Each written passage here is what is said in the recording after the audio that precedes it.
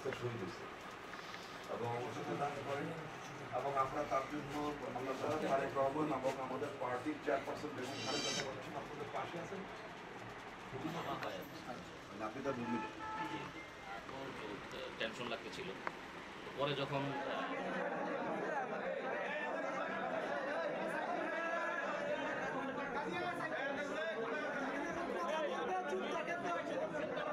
চাই হলে চলবে না, চূড়ান্ত বিজয় এখনো হয় নাই। এখনো কিন্তু অন্তর্বর্তীকালীন সরকার এই অনেক ষড়যন্ত্র চক্রান্ত হচ্ছে।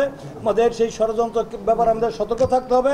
আর নিজের হাতে তুলে নেওয়া যাবে না, কোনো ভাঙচুর জ্বালাপোড়া করা যাবে না। যদি ঝামেলা হয় দল কিন্তু সেই ব্যাপারে কিন্তু আপনাদের বিরুদ্ধে ব্যবস্থা নেবে। শেখ হাসিনা এখন অডিও ফোনে ফোনে দেশকে অশান্ত করার চেষ্টা করতে তার দলের লোকদেরকে বলছেন, তারা এই মন্দির টন্দির বিভিন্ন জায়গায় তারা হামলা করছে।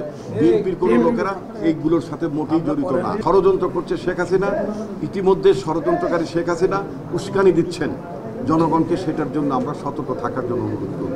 আর নিশ্চয়ই নির্বাচন হবে, কারণ কোনো অন্তর্বর্তীকালীন সরকার স্থায়ী থাকে না।